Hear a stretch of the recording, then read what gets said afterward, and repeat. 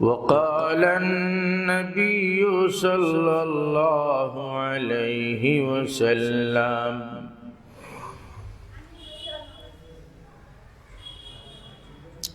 المؤمن يغبط والمنافق يحسد. وقال النبي صلى الله عليه وسلم لا تحاسدوا ولا تقاطعوا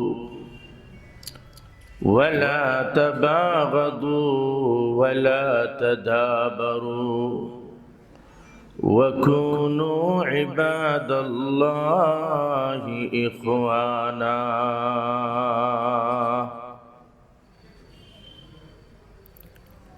وقال النبي صلى الله عليه وسلم من أثنيتم عليه خيرا وجبت له الجنة ومن أثنيتم عليه شرا وجبت له النار.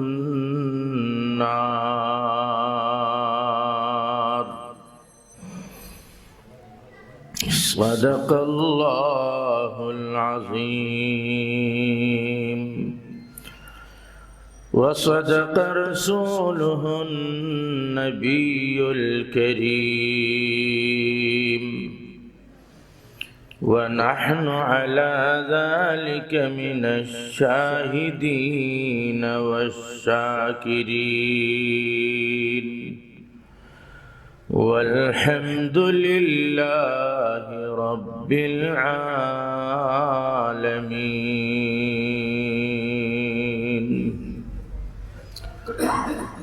نهایت قابل احترام জনাব সদর মোহতরম, বিচক্ষণ পরিচালক,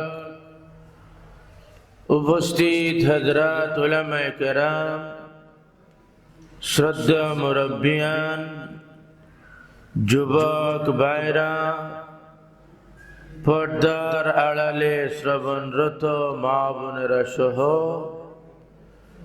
সর্বস্তরের জনতা, ঐতিহ্যবাহী মাদ্রাসায়ে ইমদাদুল উলুম সরারপার এর উদ্যোগে আয়োজিত আজকের এই মুবারক ওয়াজ মাহফিলে আল্লাহ রাব্বুল আলামিন আমাদেরকে সমবেত হওয়ার তৌফিক দান করেছেন।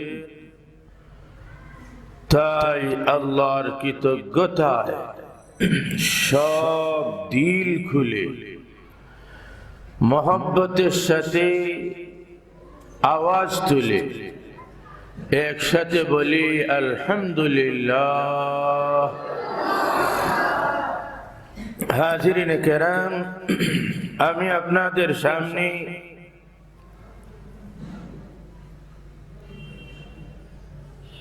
কুরআনুল কারীমের শেষ দিক থেকে সবার জানা সূরা ফালাক, কুরআনুল কারীমের 114 সূরার মধ্যে থেকে 113 নম্বর সূরা। এই সূরার শেষ আয়াত পাঠ করেছি।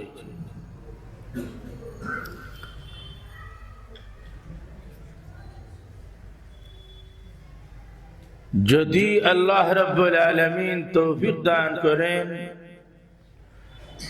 পাঠিত আয়াতকে সামনে রেখে সাথে যে হাদিসগুলো পাঠ করেছি তাও সামনে রেখে হাসাদ বা হিংসা এই বিষয়ের উপর আলোচনা পেশ করার চেষ্টা করব।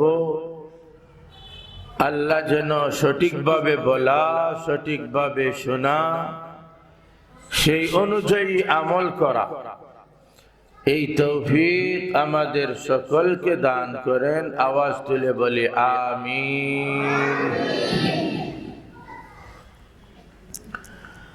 হাসাদ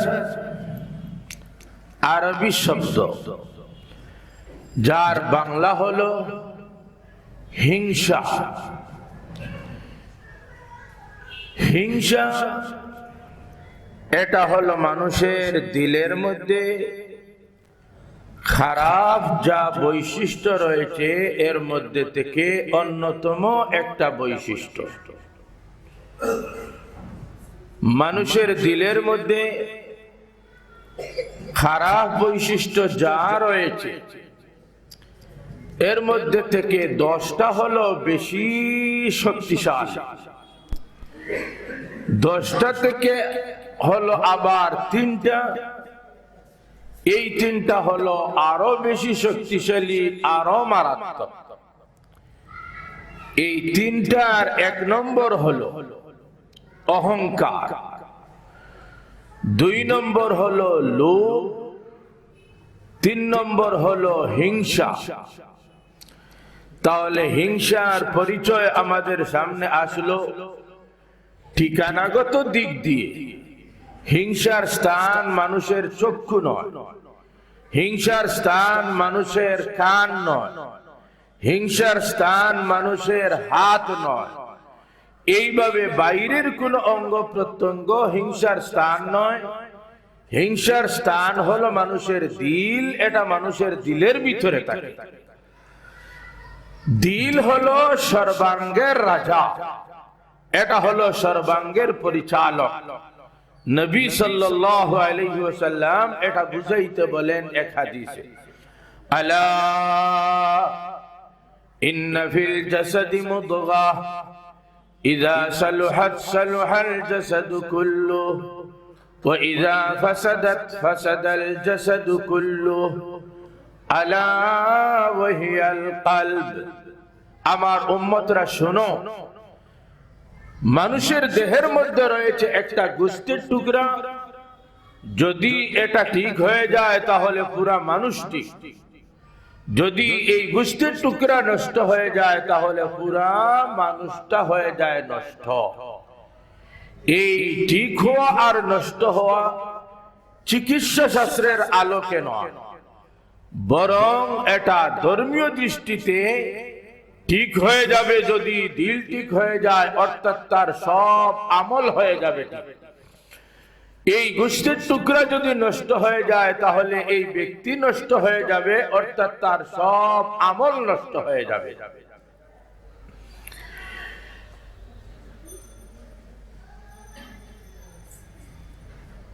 যে কাজ মানুষের বাহিরের অঙ্গ থেকে হয়, দেখা হোক, শোনা হোক, বলা হোক, হাঁটা হোক, ধরা হোক, এই সবগুলোর মূল পরিচালক হলো মানুষের দিল।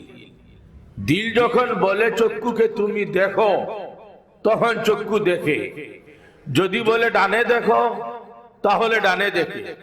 যদি বলে বামে দেখো, তখন বামে দেখে। চক্ষু নিজে দেখার ইচ্ছা প্রকাশ করে আর নিজে দেখে নয়, বরং দিল যেদিকে বলে চক্ষু সেই দিকে দেখে। এইভাবে সর্বাঙ্গের অবস্থা হলো, পা হাঁটা শুরু করবে, যদি দিল বলে হাঁটো তাহলে হাঁটবে, দিল বলে না তাহলে পা তার জায়গায়, হাত এইভাবে তার জায়গায়। যদি দিল বলে তুমি ধরো তাহলে ধরবে, আর না হয় ধরবে না। তাই বলা যায় বাহিরের যা অঙ্গ প্রত্যঙ্গ আছে সবগুলো হলো দিলের অধীনে কর্মী, অধীনস্থ দাস অথবা দিলের বাহিনী। এইগুলোর দ্বারা কাজ হয়, কিন্তু কাজের পরিচালক হলো মানুষের দিল। আর এটা সর্বজন স্বীকৃত, যদি পরিচালক ঠিক হয় তাহলে অধীনস্থ তারা হয় ঠিক। যদি পরিচালক নষ্ট হয়ে যায় তাহলে পরিচালক নষ্ট হওয়ার কারণে অধীনস্থ সব হয়ে যায় নষ্ট।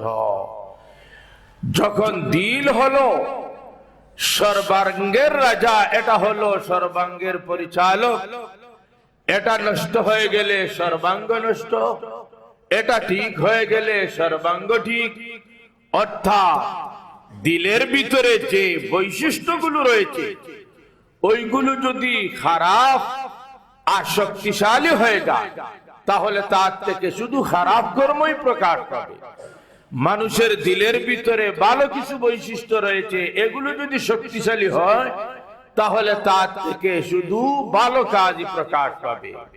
তাওয়াজু থাকে, বিনয় নম্রতা তার থেকে প্রকাশ পাবে। এইভাবে যদি শুকুর এর সিফত থাকে, কৃতজ্ঞতা তার থেকে প্রকাশ পাবে।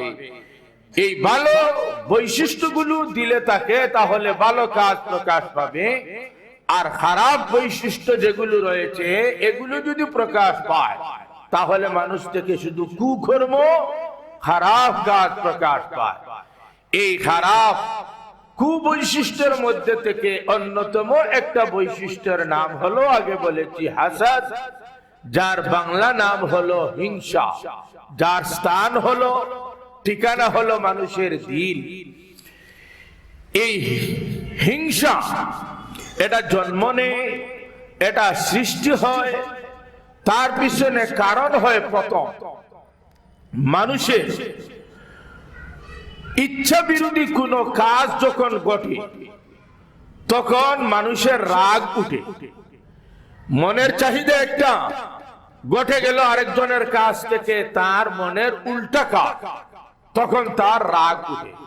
যেমন একজনের মনের চাহিদা হলো, তার ভিতরে অহংকার থাকার কারণে, তার ভিতরে তাকাব্বুর থাকার কারণে মানুষের ক্ষেত্রে তার চাহিদা হলো মানুষ তাকে সালাম দিবে, মানুষ তাকে ভক্তি দিবে, মানুষ তাকে শ্রদ্ধা দিবে, মানুষ তাকে তুষামুদ করবে।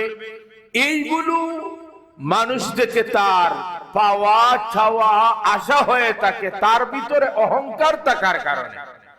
এখন একটা মানুষ আসলো তার সামনে, দিল না সালাম, শ্রদ্ধা দিল না, সম্মান দিল না, তুষামুদ করলো না, ভক্তি দিল না। অহংকার ভিতরে থাকলে নিজেকে নিজে মনে করে বড়, আর অন্যর কাছ থেকে তার এই বড়ত্বের দাবি অনুযায়ী ভক্তি শ্রদ্ধা এগুলো সে আদায় করতে চায়। যখন ভক্তি শ্রদ্ধা সম্মান সালাম দিল না, হয়ে গেল মনের উল্টা, তখন এই ব্যক্তির রাগ উঠে। এইভাবে মনের মধ্যে হলো লোভ, লোভের কারণে তার চাহিদা হলো আমি অমুকের কাছ থেকে এইটা পাবো, এই লোকটা এটা দিল না, না দেওয়ার কারণে হয়ে গেল মনের উল্টা। এই মনের উল্টা হওয়ার কারণে লোভ থেকে তার উঠে গুসা, রাগ। এইভাবে এক কথায় মনের যখন উল্টা হয়, ইচ্ছার যখন উল্টা হয়, তখন মানুষের রাগ উঠে। আর রাগ যখন উঠে, রাগ উঠার পরে মানুষের সত্তার মধ্যে প্রতিক্রিয়া দেখা যায় কয়েকটা। এর মধ্যে একটা হলো চক্ষু হয়ে যায় লাল, চেহারা হয়ে যায় লাল, শ্বাস হয়ে যায় বড়, রক্ত হয়ে যায় গরম। এই ব্যক্তি লাফালাফি করে, ছুটাছুটি করে, ছটফট করে, বিভিন্ন ধরনের অবস্থা তার শরীরের মধ্যে প্রকাশ পায়। এই রাগ উঠার পরে তার সত্তার মধ্যে বিভিন্ন ধরনের অবস্থা প্রকাশ পায়। এই ব্যক্তি যে আর রাগ উঠেছে, তখন সে তার রাগকে প্রয়োগ করতে চায় যার উপর রাগ উঠেছে তার উপর। এখন এই রাগ প্রয়োগ করার সময় যে কোনো কারণবশত সে যদি তার রাগকে প্রয়োগ না করতে পারে যার প্রতি রাগ উঠেছে, তাহলে আগে যে ইচ্ছা বিরোধী হলো অহংকারের কারণে, লোভের কারণে, আর সেখান থেকে উঠলো রাগ। এখন রাগ প্রয়োগ করতে পারতেছে না, রাগকে প্রয়োগ না করার কারণে এই রাগটা যায়, যার রাগ উঠলো তার দিলের দিকে। দিলের দিকে গিয়ে দিলে এটা স্থান নেয়। প্রথম এটা হয় বিদ্বেষ, অর্থাৎ যার প্রতি রাগ উঠেছে তার প্রতি একটা ঘৃণা ভাব, একটা অসহ্য ভাব দিলের মধ্যে তৈরি হয় যে এই ব্যক্তি আর এই ব্যক্তিকে কোনো সময় সহ্য করতে পারে না, মেনে নিতে পারে না, তাকে গ্রহণ করতে পারে না। এই বিদ্বেষ থেকে পরে সৃষ্টি হয় হিংসা। হিংসার কাজ হলো যে ব্যক্তির প্রতি হিংসা সৃষ্টি হয়েছে তার কোনো ভালো অবস্থা যদি হয়, যেমন অর্থনৈতিক অবস্থা ভালো, তার সন্তানের অবস্থা ভালো, তার পদের অবস্থা ভালো, এইভাবে আল্লাহ পাক তাকে বিভিন্ন নিয়ামত দান করেছেন, সব দিক দিয়ে তার অবস্থা ভালো। এই ভালো অবস্থা হিংসুক ব্যক্তি সহ্য করতে পারে না, তার মন সব সময় চায় এই ব্যক্তির অবস্থাটা খারাপ হয়ে যায়, আর্থিক অবস্থা নষ্ট হয়ে যায়, সম্মানের অবস্থা নষ্ট হয়ে যায়, সন্তানাদি তার নষ্ট হয়ে যায়।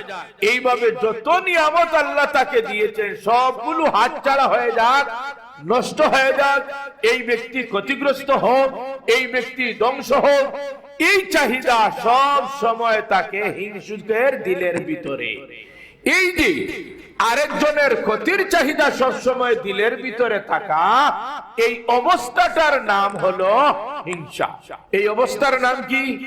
হিংসা। অন্যজনের ক্ষতির চাহিদা আমার দিলের ভিতরে থাকে, তাহলে এই চাহিদা যে আছে দিলের ভিতরে, এই অবস্থাটার নাম হলো হিংসা। আর এই হিংসা নামী অবস্থা যার দিলের ভিতরে থাকবে, ওই ব্যক্তির নাম হলো হিংসুক। এই হিংসার কারণে যে ব্যক্তি হলো হিংসুক, হিংসা করার দ্বারা যার প্রতি হিংসা করা হচ্ছে তার ক্ষতি হয় কি না, হবে কি না, হলে কি পরিমাণ, এটা হলো পরের কথা। আগে আমরা দেখি হিংসা করার কারণে যে হিংসা করে তার কি পরিমাণ ক্ষতি হয়। তার ক্ষতির বিবরণ দিতে গিয়ে আল্লাহ রাব্বুল আলামিন আলোচ্য আয়াতে বলেন, ওয়া মিন শাররি হাসিদিন ইযা হাসাদ, এবং আমি আশ্রয় প্রার্থনা করতেছি হিংসুকের হিংসা থেকে যখন সে হিংসা করে। এই শিক্ষা দিতেছেন আল্লাহ রাব্বুল আলামিন, শিক্ষা দিয়েছেন প্রথম আমাদের নবী মুহাম্মদ সাল্লাল্লাহু আলাইহি ওয়াসাল্লামকে, যে তুমি হিংসুক থেকে আমি প্রভুর কাছে আশ্রয় চাও। নবী সাল্লাল্লাহু আলাইহি ওয়াসাল্লাম হিংসুকের অনিষ্ট থেকে আল্লাহর কাছে আশ্রয় প্রার্থনা করেছেন। এই শিক্ষা দিয়েছেন উম্মতদেরকে। সাহাবায়ে কেরাম সব হিংসুক থেকে আল্লাহর কাছে আশ্রয় প্রার্থনা করেছেন। এইভাবে ধারাবাহিকতায় আজ সারা বিশ্বের মানুষ হিংসুক থেকে আল্লাহর কাছে আশ্রয় প্রার্থনা করে। যখন আল্লাহ শিক্ষা দিলেন হিংসুক থেকে আশ্রয় প্রার্থনা করো আমার কাছে, তাহলে বোঝা যায় যে ব্যক্তি হিংসুক হয় সে আল্লাহর কাছে প্রিয় পাত্র না ঘৃণার পাত্র? একটু জবাব দেন না, প্রিয় পাত্র না ঘৃণার পাত্র? আল্লাহ ঘৃণা করেছেন আগে, পরে শিক্ষা দিয়েছেন তার থেকে আশ্রয় প্রার্থনা করো আমি প্রভুর কাছে। তাহলে যে হিংসুক হয় প্রথম সে হয় আল্লাহর কাছে ঘৃণিত। নবীজি আশ্রয় প্রার্থনা করেছেন হিংসুক থেকে, তাহলে নবীর কাছেও সে ঘৃণিত। সারা মুমিন মুসলমানগণ হিংসুক থেকে আল্লাহর কাছে আশ্রয় প্রার্থনা করে, তাহলে সারা মুমিন মুসলমানের কাছে হিংসুক হলো আল্লাহর কাছে ঘৃণিত। যে ব্যক্তি আল্লাহর কাছে, নবীর কাছে, মুমিন মুমিনাত সবার কাছে ঘৃণিত, এই ব্যক্তি অন্যান্য মখলুকের কাছে, ফেরেশতাদের কাছে প্রিয় হবে না, বরং ফেরেশতা সহ সারা সৃষ্টির কাছে এই ব্যক্তি হবে ঘৃণিত। হাজিরিনে কেরাম, তাহলে বল দাঁড়াইল যে ব্যক্তি ঘৃণিত হয় সে আল্লাহ সহ সারা সৃষ্টির কাছে হয়ে যায় ঘৃণার পাত্র। এজন্য আমি আমার নিজের প্রতি লক্ষ্য করব আমার মধ্যে এই বৈশিষ্ট্য আছে কিনা। যদি থাকে আমি চিকিৎসা করব, আমি আমাকে হিংসা থেকে মুক্ত করার চেষ্টা করব। হাজিরিনে কেরাম, নবী সাল্লাল্লাহু আলাইহি ওয়াসাল্লাম হিংসা করার দ্বারা কি ক্ষতি হয় বুঝাইতে গিয়ে এক হাদিসে বলেন, আল হাসাদু ইয়াকুলুল হাসানাত কামা তাকুলুন নারুল হাতাব। যদি কোনো মানুষ হিংসুক হয় তাহলে তার অবস্থা হলো তার হিংসার কারণে তার আমল যত বড় ভান্ডার হোক, আমলের যত বড় স্তূপ হোক, হিংসার কারণে তার আমল নামী স্তূপের মধ্যে আগুন লেগে যায়।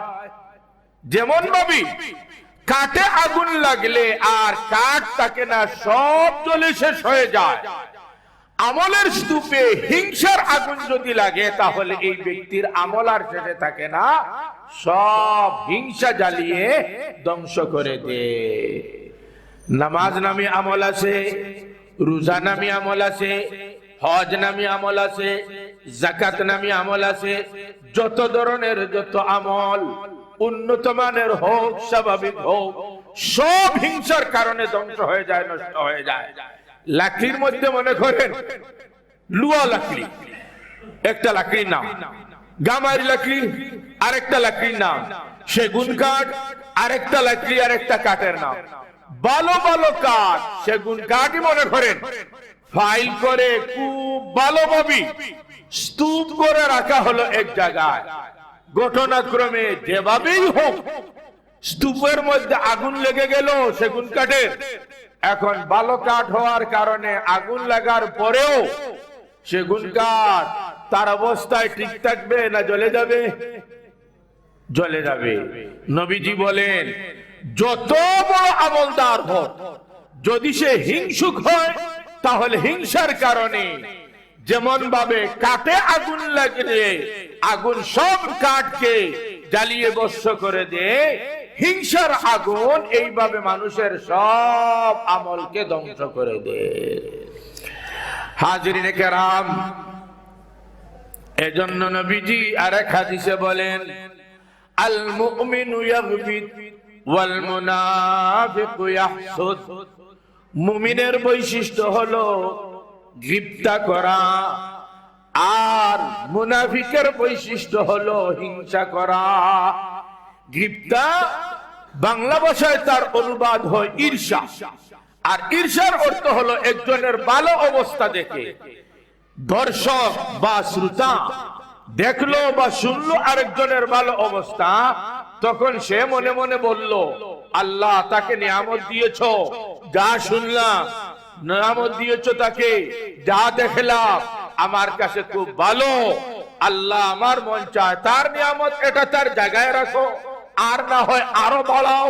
আমার মন চাইতেছে আমার অবস্থাটা যেন তার মতো হয়ে যায়। কথাটা বুঝলেন?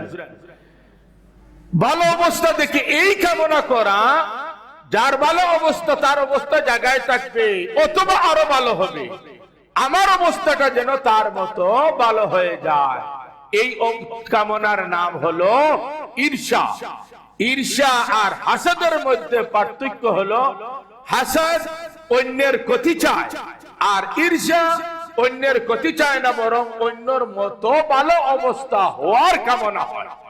হাজিরিনে কেরাম, নবী সাল্লাল্লাহু আলাইহি ওয়াসাল্লাম বলেন, মুমিনের বৈশিষ্ট্য হলো অন্যের ভালো অবস্থা দেখার পরে তার অবস্থা ধ্বংস হয়ে যায়, হাতছাড়া হয়ে যায়, নষ্ট হয়ে যায়, এই কামনা না করা, বরং মুমিনের বৈশিষ্ট্য হলো তার অবস্থা যেভাবে আছে আল্লাহ সেইভাবে রাখো, অথবা আরো উন্নত করো, আমার অবস্থা যেন তার মতো সেইভাবে ভালো হয়ে যায়।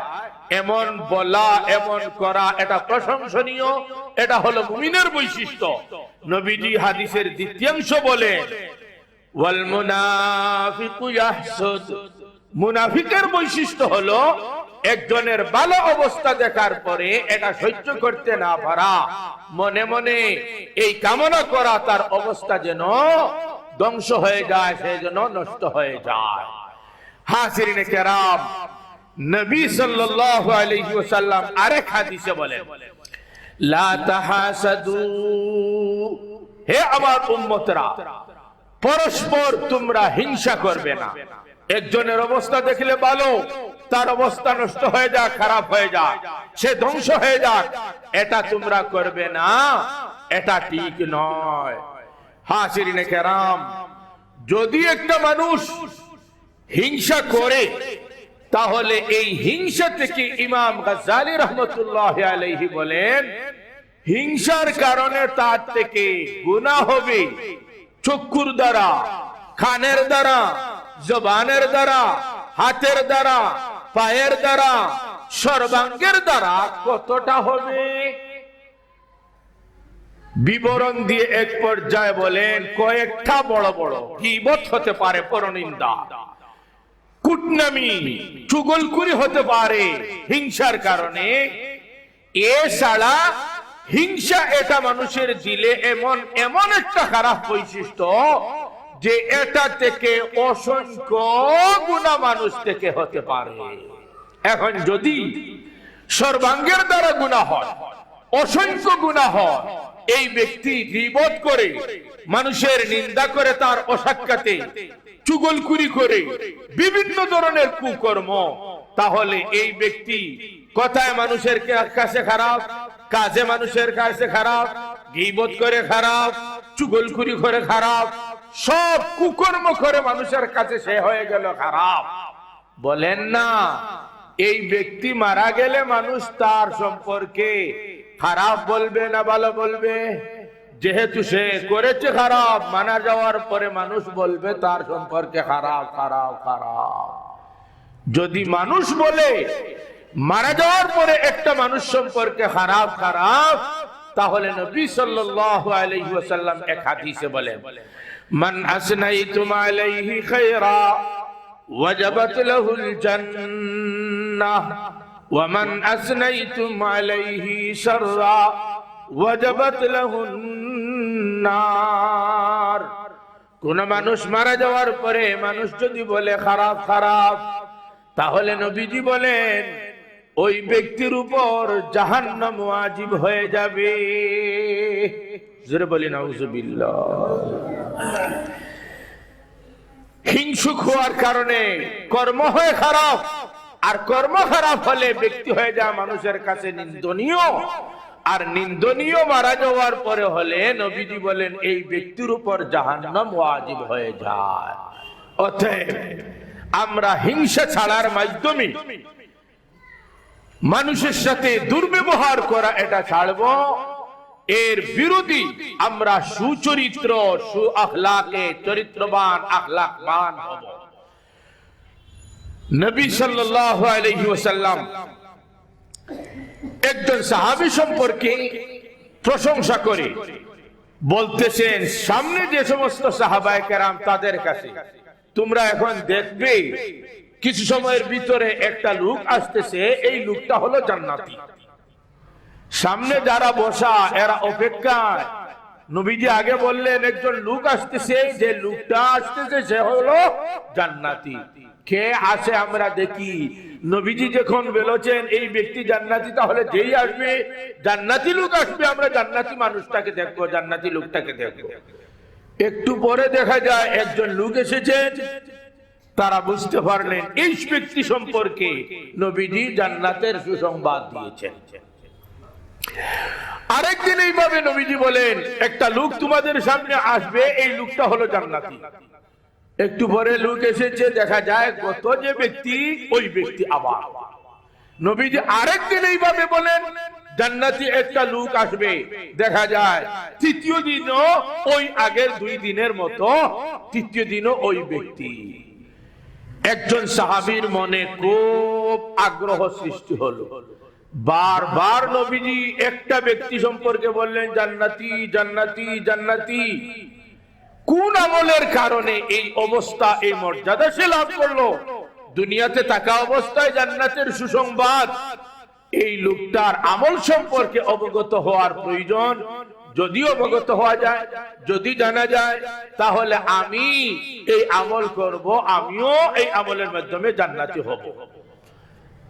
তিনি আমল জানবেন এই লোকটার চিন্তা ভাবনা করে একটা কৌশল বের করলেন। কৌশলটা ওই লোকের কাছে গিয়ে প্রকাশ করতেছেন যে আমার আব্বার সাথে একটু দ্বন্দ্ব হয়ে গেছে, কথাবার্তা হয়ে গেছে, কথা কাটাকাটি হয়ে গেছে। এখন আমি সিদ্ধান্ত নিয়েছি 3 দিন আমি আমার বাড়িতে যাব। যখন বাড়িতে যাব না, কোনো না কোনো এক জায়গায় তো আমাকে থাকতে হবে। তাহলে জনাব আপনি যদি সুযোগ দেন আপনার ঘরে একটু থাকার, তাহলে আপনার ঘরে আমি অবস্থান নিলাম, মেহমান হলাম। এই ব্যক্তি সাথে সাথে বলতেছেন ঠিক আছে, কোনো অসুবিধা নাই, আসেন, এই তো মেহমান হয়ে গেলেন। আসল উদ্দেশ্য মেহমান হওয়া, আসল উদ্দেশ্য খাওয়া, আসল উদ্দেশ্য সেখানে থাকা নয়, বরং আসল উদ্দেশ্য হলো লোকটা কি আমল করে। সাথে সাথে থাকবো, দিনের অবস্থাও দেখবো, রাত্রের অবস্থাও দেখবো, এর দ্বারা তার গোপন আমল আমার কাছে ধরা পড়বে, সেই অনুযায়ী আমল করে আমিও জান্নাতে হব। সব সময় সজাগ দৃষ্টি, কি করে এই লোকটা 3 দিনে ধরা পড়লো, কোন বিশেষ উল্লেখযোগ্য আমল নাই। পুরা রাত উনি ঘুমায়, ঘুমন্ত অবস্থায় সাইড নেওয়ার সময় একটু ঘুম দূর হলো, এই অবস্থায় সাইড পরিবর্তনের সময় একটু তসবিহ করেন পড়া, জিকির করে নেওয়া, এতটুকু করে বিছনা থেকে পৃথক হয়ে ওযু করা, তাহাজ্জুদ পড়া, জিকির করা, তিলাওয়াত করা, এইভাবে কোন পৃথক উন্নত কোন আমল নাই। পুরা রাত নিদ্রা, সাইড পরিবর্তনের সময় সামান্য একটু তাসবিহ তাহলিল করে নেওয়া। 3 দিন যখন এই অবস্থাটা দেখলেন, 3 দিনের জন্য মেহমান হয়েছেন, এখন তো যাওয়ার সময় এসে গেছে। বলতেছেন জনাব আপনার ঘরে আমি মেহমান হয়েছি, আপনার ঘরে খাওয়া উদ্দেশ্য নয়, থাকা উদ্দেশ্য নয়, উদ্দেশ্য হলো আপনার আমল সম্পর্কে অবগত হওয়া। কারণ নবীজি একদিন নয় 3 দিন আমাদের সামনে এইভাবে বলেছেন একটা লোক আসবে, লোকটা হলো জান্নাতি। 3 দিনই আসলেন আপনি আমাদের সামনে, আমরা বুঝলাম আপনি এই জান্নাতি লোক। আমার মনে আগ্রহ সৃষ্টি হলো আপনার ঘরে আসি, আপনার আমল সম্পর্কে অবগত হব, জাহিরি বাতিনি গোপন সব আমল সম্পর্কে। আমি আমলের দ্বারা আমি জান্নাতে যাব, আমলগুলো জানার উদ্দেশ্যে আপনার ঘরে অবস্থান করা, আপনার ঘরের মেহমান হওয়া। কিন্তু 3 দিনে তো দেখলাম কোন উল্লেখযোগ্য বিশেষ আমল নাই। তাহলে কোন আমলের দ্বারা আপনি মর্যাদা লাভ করলেন? আমার কাছে তো কিছু ধরা পড়লো না। জবাবে বলতেছেন এই সাহাবী, আমার আমল তো যা আপনার কাছে ধরা পড়েছে, যা থা, এর চেয়ে বেশি কোনো আমল আমি করি না, এইগুলোই আমার আমল। উনিও বলতেছে এর চেয়ে বেশি আর কিছুই নাই, আর উনি এগুলো দেখেছেন, এইগুলোর উপরে তো বড় সুসংবাদ কিভাবে চলে যাচ্ছেন। এখন এই লোকটা, এই সাহাবী আবার ডাক দিয়েছেন, ভাই থামো, শুনেন আমার একটা কথা। এখন বলতেছেন আমল যা দেখেছেন তাই আমার আমল, অতিরিক্ত আর কিছুই নাই। তবে গোপন একটা আমল আমার আছে, আর এটা হলো কোন মানুষের প্রতি আমি হিংসা করি না। জোরে বলবেন না সুবহানাল্লাহ। ভালো অবস্থা তার সন্তানের দিক দিয়ে, মালের দিক দিয়ে, পদের দিক দিয়ে, শিক্ষার দিক দিয়ে, যে কোনো ভাবে আল্লাহ তাকে নিয়ামত দান করেছেন। আল্লাহ প্রদত্ত এই নিয়ামত নষ্ট হয়ে যাক, সে ক্ষতিগ্রস্ত হয়ে যাক, এমন কোন চাহিদা, এমন হিংসা আমার অন্তরে নাই। আমি হিংসুক নয়, হিংসা থেকে আমার অন্তর পাক পবিত্র। সাথে সাথে এই সাহাবী বলতেছেন আচ্ছা তাইলে তো ধরা পড়ে গেছে, আমার উদ্দেশ্যে আমি সফল। এই হিংসা থেকে মুক্ত হওয়ার কারণেই আপনি হয়েছেন এমন মর্যাদার অধিকারী। কয়েকবার নবীজি আপনাকে জান্নাতি বলে সুসংবাদ দিয়েছেন। বোঝা গেল হিংসা থেকে যদি মুক্ত হওয়া যায় তাহলে এই ব্যক্তি জান্নাতি হয়ে যায়। বলেন না ঠিক ঠিক না? হযরত মূসা আলাইহিস সালাম, আরেকটা ঘটনা বলতেছি। মূসা আলাইহিস সালাম তার কাছে ধরা পড়লো একটা ব্যক্তির অবস্থা এমন উন্নত অবস্থা দেখে এখন মুসা আলাইহিস সালাম এত বড় জলিলুল কদর নবী রাসূল হওয়ার পরে তার মনে আগ্রহ সৃষ্টি হয়েছে, এই ব্যক্তি এমন উঁচু মর্যাদা লাভ করলো কোন আমলের দ্বারা। যদি আমি জানতাম তাহলে সেইভাবে আমল করতাম, এমন মর্যাদা আমিও লাভ করতাম। আল্লাহর দরবারে ফরিয়াদ জানান, আল্লাহ লোকটার নাম কি, ঠিকানা কি, এগুলোর মাধ্যমে তার কাছ থেকে আমল জানবেন। আল্লাহ রাব্বুল আলামিন মুসা আলাইহিস সালামকে বলেন, নামের মাধ্যমে আপনি কি করবেন? সে যে স্তর, যে মর্যাদা লাভ করেছে, যে আমলের মাধ্যমে ওইটা জানে। যদি আমল জানেন, সেইভাবে করতে পারেন, তাহলে এই মর্যাদার অধিকারী হবেন। নাম জানার দ্বারা আপনার লাভ কি? কাজ জানেন আর সেইভাবে আমল করেন। মুসা আলাইহিস সালাম বলেন, আল্লাহ তাইলে কাজ কি, কি আমল করে লোকটা বলেন। আল্লাহ রাব্বুল আলামিন বলতেছেন, তার কাজের মধ্যে থেকে একটা কাজ হলো, এই লোকটা মাতা পিতার অবাধ্য নয়, বরং মাতা পিতার বাধ্য সন্তান। কয়েকটা কর্মসূচি আসতেছে, মনোযোগ সহকারে শুনি। এক নম্বর কি? এই লোকটা মাতা পিতার অবাধ্য সন্তান নয়, বরং মাতা পিতার বাধ্য সন্তান। মাতা পিতার সাথে সবসময় সে সুব্যবহার করে, এই হলো তার একটা বৈশিষ্ট্য। দুই নম্বর তার বৈশিষ্ট্য হলো, এই লোকটা চুগলখোর, কূটনামিকারী নয়, কথা বহনকারী। এক জায়গা থেকে কথা বহন করে আরেক জায়গায় নেই, একজনের বিরুদ্ধে আরেকজনকে লেলিয়ে দেয়, ঝগড়া লাগায়, ফসাদ লাগায় দুইজনের মধ্যে, এলাকার মধ্যে। বলেন না, এমন কোন কিছু লোক আছে না নাই? এমন কিছু লোক আছে একজনকে আরেকজনের বিরুদ্ধে লেলিয়ে দেয়। একটা হলো নিন্দা করা, গীবত।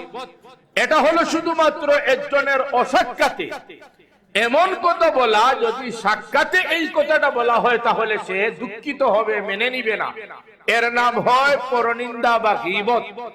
আর এমন ভাবে আরেকজনের অসাক্ষাতে কথা বলা যে এই ব্যক্তির প্রতি যার কাছে বলা হচ্ছে তাকে লেলিয়ে দেওয়া হয়, এটার নাম হয় কুটনামি, এটার নাম হয় চুগলখুরি। আল্লাহ রাব্বুল আলামিন বলেন যে এই ব্যক্তি মাতা পিতার বাধ্য সন্তান। দুই নম্বর হচ্ছে এই ব্যক্তি চুগলখুরি করে না।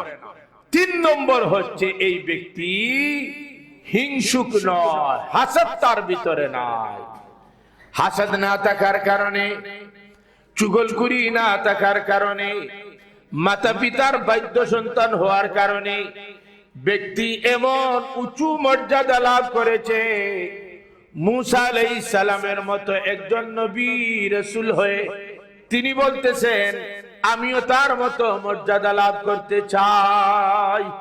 হাজিরিনে কেরাম, তাইলে বোঝা গেল হিংসা থেকে মুক্ত হতে পারলে কি পরিমাণ উঁচু মর্যাদা লাভ করা যায়।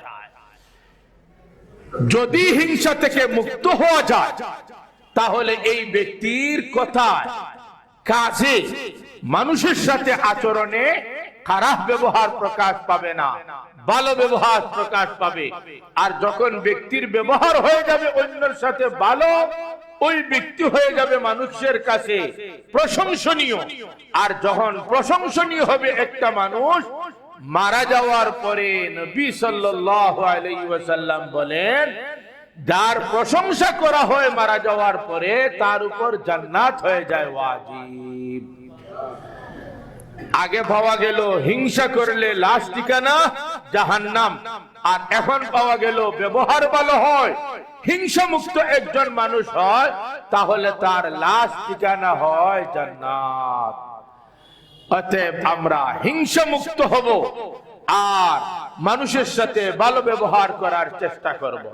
হযরত হাকিমুল উম্মত আশরাফ আলী থানভী রাহমাতুল্লাহি আলাইহি হিংসা থেকে মুক্ত হওয়া যায় কিভাবে, তার পদ্ধতিটা কি, চিকিৎসা কি হিংসা নামী রোগের, এর পদ্ধতি বলতে গিয়ে এক ব্যক্তিকে বলেন, যে ব্যক্তি হযরত তানবী রহমতুল্লাহ আলাইহির কাছে এসে বলতেছে, হুজুর হিংসার রূপটা আমার ভিতর বড় মারাত্মক, কোন একজনের অবস্থা দেখলাম ভালো, এটা আমি মেনে নিতে পারি না, আমি সহ্য করতে পারি না, আমার কষ্ট হয়, হিংসা নামী রূপ আমার ভিতরে বড় মারাত্মক, এই রূপ থেকে আমি মুক্ত হব কিভাবে হুজুর, আমাকে কোন পন্থা বলে দেন। হাকিমুল উম্মত আশরাফ আলী থানভী রাহমাতুল্লাহ আলাইহি হলেন রুহানি বেদির চিকিৎসকদের মধ্যে বিশ্বের অন্যতম যারা, তাদের মধ্যে থেকে হলেন তিনি একজন। হযরত আশরাফ আলী থানভী রাহমাতুল্লাহ আলাইহির কাছে এই ব্যক্তি হিংসার চিকিৎসা চাওয়ার পরে তিনি বলতেছেন, তুমি যখন তোমার এলাকা থেকে বাইরে যাবে শহর, যাওয়ার সময় যার প্রতি তোমার হিংসা, ওই ব্যক্তিটার কাছে যাবে, তার কাছে বলার পরে তুমি বাইরে যাবে। 2 নম্বর হলো, বাহির থেকে বিদেশ থেকে যখন তুমি তার কাছে আসবে, দেশে আসবে, তখন তুমি আবার তার সাথে সাক্ষাৎ করবে। যাওয়ার সময় এক সাক্ষাৎ, আসার পরে আরেকটা সাক্ষাৎ। 3 নম্বর হলো, মাঝে মধ্যে তুমি তাকে হাদিয়া তুহফা বড় অঙ্কের দিতে হবে এমন নয়, তোমার সাধ্য অনুযায়ী কিছুটা হাদিয়া তুহফা তাকে দিবে। 4 নম্বর হলো, তুমি এই ব্যক্তির প্রশংসা করবে তার অসাক্ষাতে। 5 নম্বর হলো, তুমি দুয়ার মধ্যে তার কথা উল্লেখ করবে স্পষ্টভাবে, তার জন্য কল্যাণের দোয়া করবে তার অসাক্ষাতে। কতটা কথা বলা হলো? বাইরে গেলে যাওয়ার সময় বলা, আসার পরে আবার সাক্ষাৎ করা, যথাসম্ভব হাদিয়া তুহফা দেওয়া, এরপরে তার জন্য আনুষ্ঠানিকভাবে প্রশংসা করা, মানুষের সামনে তার প্রশংসা করা, মানুষ নিয়ে দোয়া করলে দোয়ায় তার কথা উল্লেখ করা, অসাক্ষাতে তার জন্য দোয়া করা। যতটা কথা বলা হলো, এই সব কথা দোয়া যদি করা হয় অসাক্ষাতে, যাদের কাছে দোয়া, সামনে দোয়া করা হলো, বলেন না এদের মাধ্যমে ওই লোকটার কাছে এই দোয়ার সংবাদ যাওয়ার সম্ভাবনা নাই না আছে? আছে। প্রশংসা করা হলো অসাক্ষাতে, এই প্রশংসার সংবাদ ওই লোকটার কাছে যাওয়ার সুযোগ আছে। এই হলো অসাক্ষাতে যা, তাও যাবে তার কাছে। হাদিয়া দেওয়া হলো, সরাসরি ভালোবাসা প্রকাশ করা হলো। যাওয়ার সময় দোয়া নিয়ে যাওয়া হলো, ভালোবাসা প্রকাশ করা হলো। আসার সময় আবার ভালোবাসা সাক্ষাতের দ্বারা প্রকাশ করা হলো। বারবার ওই ব্যক্তির প্রতি ভালোবাসা প্রকাশ করা হচ্ছে, সরাসরি অথবা মাধ্যম দ্বারা তার কাছে এইগুলো যাচ্ছে। যখন এই ভালোবাসার কথা সরাসরি অথবা মাধ্যম দ্বারা বারবার তার কাছে যাবে, তখন ওই ব্যক্তির আচরণ, সুব্যবহার শুরু হয়ে যাবে। যার প্রতি, যার দিলে তার প্রতি হিংসা, ওই ব্যক্তির প্রতি, কথাটা বুঝলেন স্যার? যার দিলে হিংসা, ওই ব্যক্তির প্রতি শুরু হয়ে যাবে ওই ব্যক্তির ভালো ব্যবহার। আর যখন ওই ব্যক্তি থেকে ভালো ব্যবহার হওয়া শুরু হয়ে যাবে, তখন প্রথম যে ব্যক্তি এই সব ভালো ব্যবহার করেছে, মনের ইচ্ছা বিরোধী চাপ সৃষ্টি করে, কিন্তু ওই ব্যক্তি যখন ভালো ব্যবহার করা শুরু করবে, তখন ওই ব্যক্তির দিলে সৃষ্টি হয়ে যাবে তার মহব্বত। এখন যখন ব্যবহার হবে, নিজের মনের উপর চাপ সৃষ্টি করে নয়, বরং ওই ব্যক্তির ভালোবাসা সৃষ্টি হয়ে যাওয়ার কারণে পরবর্তীতে ব্যবহার যা হবে, ভালোবাসা মহব্বতের কারণে এই সব ব্যবহার হবে। এই পন্থা বলে দেওয়ার পরে হযরত আশরাফ আলী থানভী রাহমাতুল্লাহ আলাইহি কিছুদিন পরে এসে বলতেছেন, এই ব্যক্তি, হুজুর আমি এই মেডিসিন, আপনার দেওয়া রুহানি চিকিৎসার পদ্ধতি, এটা আমি ব্যবহার করেছি, আলহামদুলিল্লাহ এখন আমি সফল, আমি এখন হিংসা থেকে মুক্ত। বুঝা গেল? হিংসা নামী রোগ যদি আমার ভিতরে থাকে, কোন চিকিৎসক রুহানি লাইনে তার পাশে যায়, তাহলে উনার দেওয়া পদ্ধতি অনুযায়ী আমি যদি চলাফেরা করি তাহলে এই রোগ থেকে মুক্ত হওয়া সম্ভব, হিংসা থেকে মুক্ত হওয়া সম্ভব, অহংকার থেকে মুক্ত হওয়া সম্ভব, লোভ থেকে মুক্ত হওয়া সম্ভব। এই মুক্ত হওয়ার অর্থ আবার খারাপ বৈশিষ্ট্যগুলো দুর্বল হয়। লোভ মানুষ থেকে মূলোৎপাটন হয়ে যাবে, হিংসা মানুষ থেকে মূলোৎপাটন হয়ে যাবে, এইভাবে মানুষ থেকে অহংকার মূলোৎপাটন হয়ে যাবে।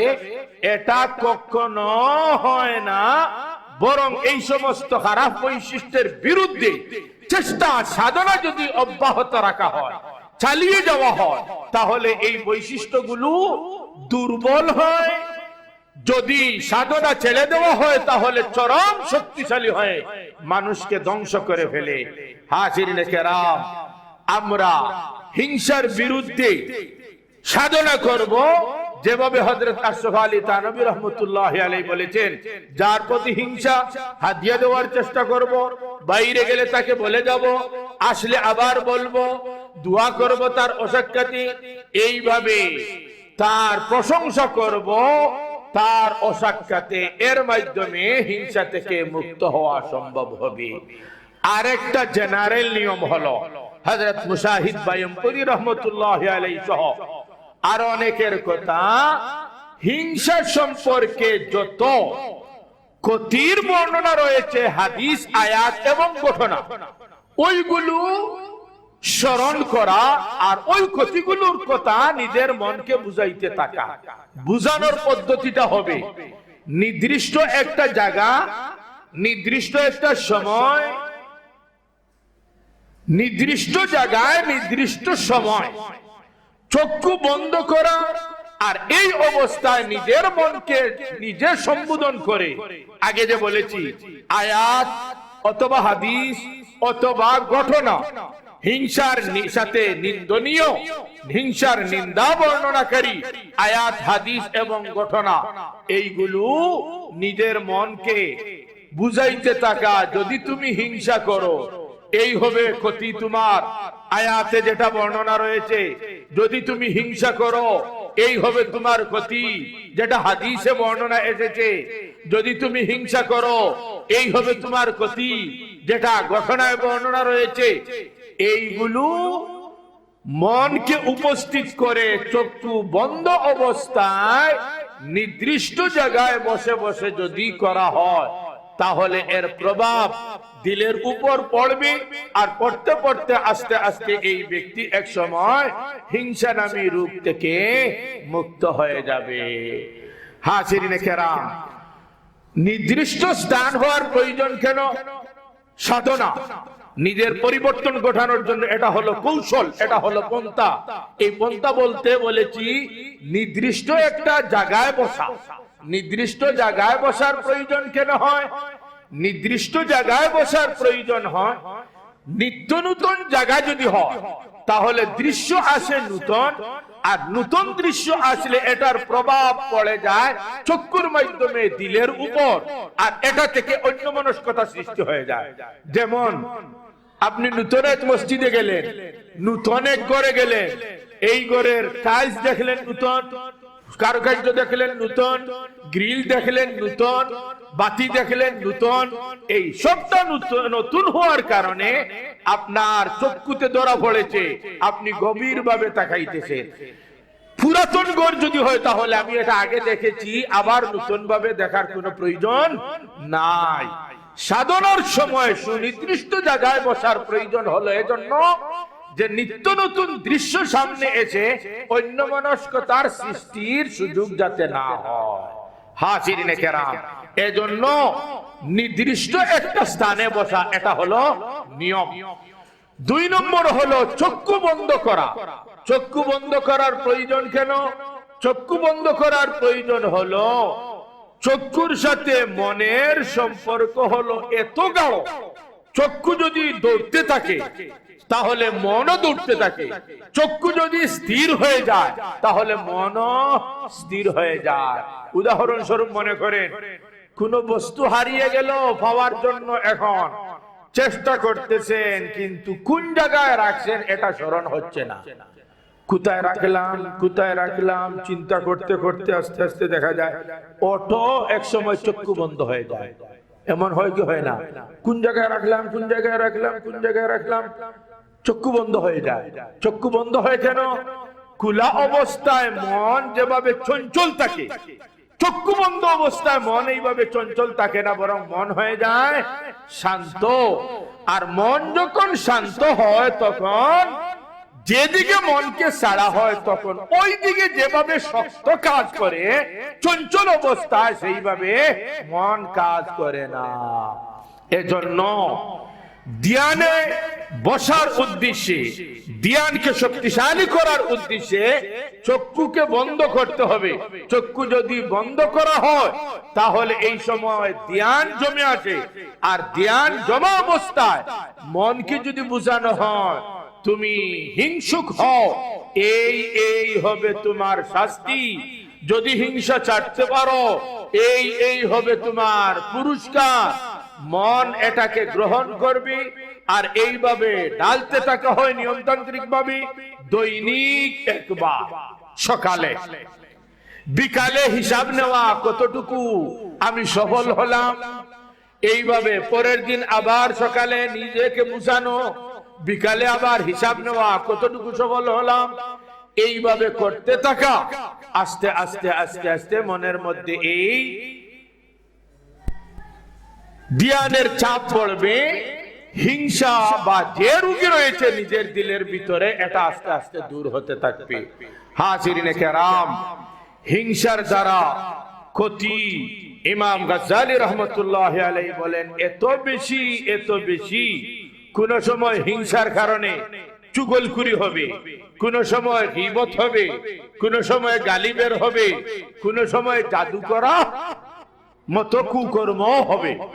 সূরা ফালাকের যে আয়াত পাঠ করেছি, ওয়া মিন শাররি হাসিদিন ইযা হাসাদ, আল্লাহ বলেন হে নবী এবং নবীর উম্মতরা, তোমরা আমার নবীর অনুসরণে আশ্রয় প্রার্থনা করো কয়েকটা ক্ষতিকারক বস্তু থেকে। এর মধ্যে একটা হলো হিংসুকের হিংসা থেকে তোমরা আমি প্রভুর কাছে আশ্রয় প্রার্থনা করো। এই যে আলোচ্য আয়াতে হিংসার কথা এসেছে একটা ব্যক্তিকে কেন্দ্র করে। এই ব্যক্তি ছিল ইহুদি। সে তার স্ত্রীদেরকে নিয়ে, তার মেয়েদেরকে নিয়ে আমাদের নবী মুহাম্মদ সাল্লাল্লাহু আলাইহি ওয়াসাল্লামের উপর জাদু করেছিল। নবীজিকে আল্লাহ নবুয়ত দান করেছেন, তার মর্যাদা আল্লাহর কাছে বেশি, তার অবস্থা আল্লাহর কাছে ভালো, তিনি আল্লাহর প্রিয় পাত্র। ইহুদি মুনাফিক এটা সহ্য করতে পারে নাই। এখন ক্ষতি করবে কিভাবে? পথ বের করেছে আমাদের নবী সাল্লাল্লাহু আলাইহি ওয়াসাল্লামকে জাদু করা। এই জাদুর চিকিৎসার জন্য একসাথে সূরা ফালাক এবং নাস আল্লাহ অবতীর্ণ করেন। নবী তুমি সূরা ফালাক পড়ো আর নাস পড়ো, এর মাধ্যমে আমি প্রভুর কাছে আশ্রয় চাও, তোমার জাদু সহ যা মুসিবত হতে পারে সব মুসিবত থেকে মুক্তির জন্য হয়ে যাবে যথেষ্ট। আমরা সকালবেলা আয়াতুল কুরসি ফজর পরে, সূরা ইখলাস একবার, সূরা ইখলাস, সূরা ফালাক, সূরা নাস তিন বার ফজরের পরে এবং মাগরিব পরে। আর এছাড়া অন্যান্য ওয়াক্তে সব এক বার। যদি এইভাবে আমল করা হয় তাহলে এই ব্যক্তি হিংসুক সহ, জাদুগীর সহ, জিন্নাতের উপদ্রব সহ যত মুসিবত হতে পারে সব মুসিবত থেকে এই ব্যক্তি থাকবে নিরাপদ। কথাটা খেয়াল করছেন? আয়াতুল কুরসি, সূরা ইখলাস, কুল হুয়াল্লাহ, ফালাক আর নাস সব ওয়াক্তে একবার, শুধুমাত্র ফজর আর মাগরিবে হবে ইখলাস, কুল হুয়াল্লাহ, ফালাক এবং নাস তিন বার যদি পড়া যায় তাহলে দুনিয়া আখিরাতের সব ক্ষতি থেকে রক্ষা পাওয়া যাবে। যদি রক্ষা পাওয়া না যায়, ফালাকার নাস পড়লাম, এরপরে মুসিবত এসে গেল, যদি এই অবস্থায় মুসিবত এসে যায়, তাহলে এই মুসিবতটা লাস্ট পর্যায়ে মুসিবত থাকবে না, বরং লাস্ট পর্যায়ে এটা নিয়ামতে রূপান্তরিত হয়ে যাবে। এসেছে মুসিবত হয়ে, যাবে এটা নিয়ামত হয়ে।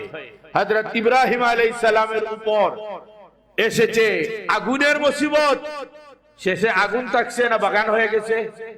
বাগান হয়ে গেছে। নবী সাল্লাল্লাহু আলাইহি ওয়াসাল্লামের উপর মুসিবতের উপর মুসিবত, শেষে এই সব মুসিবত হয়ে গেছে নিয়ামত।